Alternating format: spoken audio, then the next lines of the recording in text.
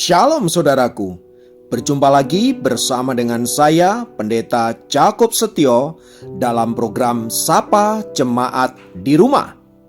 Kali ini kita akan bersaat teduh bersama-sama. Mari kita berdoa. Tuhan, kami rindu kuasa firman-Mu melawat setiap kami, dan biarlah hidup kami senantiasa dituntun oleh kebenaran firman-Mu, sehingga kami tetap ada di dalam on the track-nya Tuhan dan mengalami berkat-berkat maksimal yang Tuhan telah siapkan bagi hidup kami. Berfirmanlah Tuhan, kami siap diberkati oleh Engkau. Dalam nama Yesus, haleluya, amin. Firman Tuhan kali ini terambil dari Markus 4 ayat 38. Markus 4 ayat 38 berkata, pada waktu itu Yesus sedang tidur di buritan di sebuah tilam. Maka murid-muridnya membangunkan dia dan berkata kepadanya, "Guru, engkau tidak peduli kalau kita binasa?" Saudara, pernahkah Anda berpikir bahwa Allah tidak peduli pada hidup kita? Saat keadaan semua baik-baik saja, saat keadaan semuanya tercukupi, aman, sejahtera, kita pasti tidak pernah berpikir bahwa Allah sedang tidak peduli pada hidup kita. Tetapi bila keadaannya sebaliknya, di mana kita mengalami masalah begitu berat, masalah yang tak kunjung terselesaikan, sangat mungkin kita tergoda untuk berpikir bahwa Allah sedang tidak peduli pada hidup kita. Terlebih bila dalam keadaan yang sulit itu kita tidak segera melihat tanda-tanda pertolongan, maka akan semakin kuatlah dugaan kita bahwa Allah memang sedang tidak peduli pada hidup kita. Seperti yang dialami oleh para murid ketika perahu yang mereka tumpangi mengalami badai yang sangat dahsyat. Dalam ketakutan dan ketidakberdayaan mereka berharap agar Yesus segera memberikan pertolongan. Tetapi yang didapati justru Yesus sedang tertidur di buritan. Melihat hal itu, para murid berpikir bahwa Yesus tidak peduli pada mereka. Pertanyaannya, benarkah Tuhan Yesus tidak peduli pada murid-murid itu? Untuk menjelaskan hal ini, ada sebuah ilustrasi yang menarik ketika seorang ibu sedang melatih anaknya untuk belajar tidur sendirian. Ia membaringkan anak itu di tempat tidur, memberikan ciuman selamat malam, kemudian mematikan lampunya. Dalam kegelapan, anak itu menangis memanggil-manggil ibunya karena takut. Ibunya hanya diam saja. Anak itu mengira ibunya tidak mendengar tangisannya dan tidak mengasihinya. Padahal ibu tersebut berada tidak jauh darinya. Sang ibu hanya bersembunyi di kamar sebelah. Rasa keibuannya terusik. Ia segera ingin menolong anaknya. Tetapi demi kebaikan anak itu, ia membiarkan anaknya dalam kondisi yang demikian. 1 kali, 2 kali, 3 kali, lama-lama anak itu mulai terbiasa untuk tidur sendirian. Dan lama-lama dia akan menjadi mandiri. Seperti anak itu yang merasa bahwa ibunya tidak peduli dan tidak sayang pada dirinya, demikianlah kita seringkali juga menuduh Allah. Ketika situasi menjadi berat, keadaan menjadi sulit, kita berpikir bahwa Allah tidak peduli atas hidup kita. Di manakah Allah saat kita berada dalam persoalan yang berat? Mengapa Dia meninggalkan kita? Pertanyaan yang sama diajukan oleh para murid sewaktu mereka menghadapi topan yang melanda hidup mereka itu. Sampai-sampai karena hal itu mereka menuduh Yesus tidak peduli pada mereka. Namun jika kita membaca di ayat yang ke-39, kita akan mengetahui apa maksud Tuhan Yesus sengaja membiarkan mereka menghadapi topan yang begitu hebat. Di sana dikatakan, ia pun bangun, menghardik angin itu dan berkata kepada danau itu, "Diam, tenanglah." Lalu angin itu reda dan danau itu menjadi teduh sekali. Ayat 40 berkata, lalu ia berkata kepada mereka, "Mengapa kamu begitu takut? Mengapa kamu tidak percaya?" Pernyataan Tuhan Yesus ini sepertinya ingin mempertegas bahwa Tuhan sedang menguji iman mereka, apakah mereka sungguh-sungguh percaya kepada Tuhan dan yakin bahwa Tuhan akan memberikan pertolongan kepada mereka. Namun dari pernyataan Tuhan Yesus itu mengindikasikan bahwa para murid gagal untuk mempercayai Tuhan. Pikiran mereka, ketakutan mereka, kecemasan mereka telah mendominasi hidup mereka begitu rupa sehingga mereka lupa bahwa yang beserta mereka di perahu yang mereka tumpangi adalah Allah yang berkuasa. Saudaraku, hal yang sama juga seringkali kita alami dalam kehidupan sehari-hari.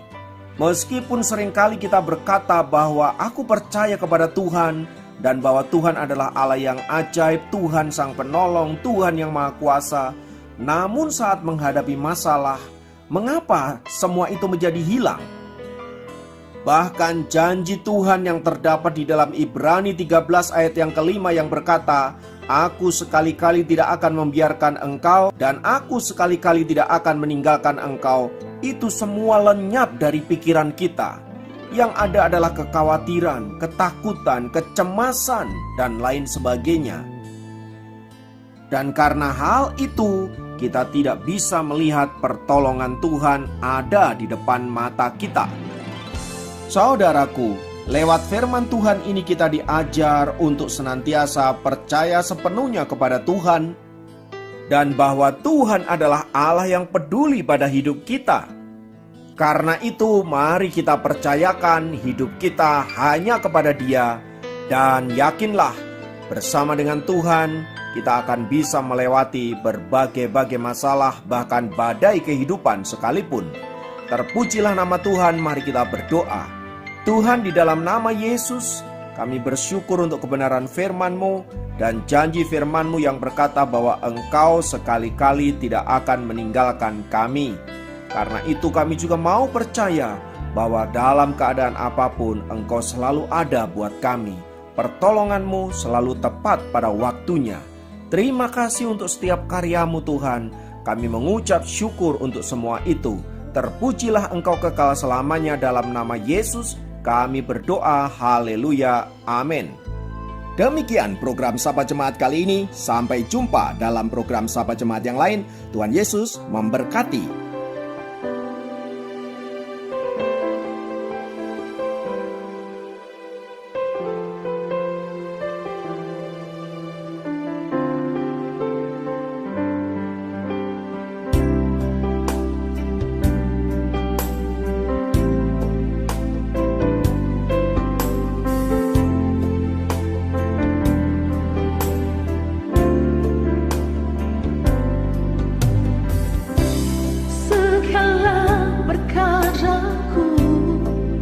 Serahkan padamu,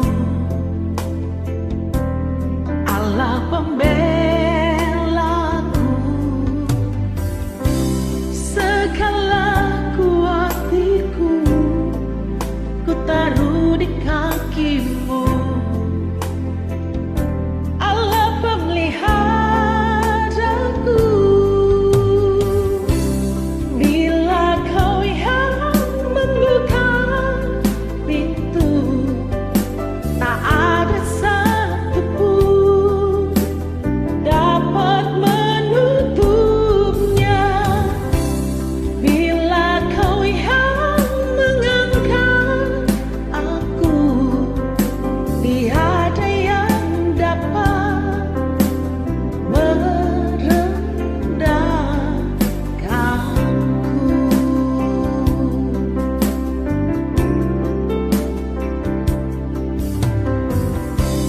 Segala perkaraku ku serahkan padamu, Allah pembelaku, segala kuat hatiku ku taruh di kaki-Mu. Allah pemeliharaku,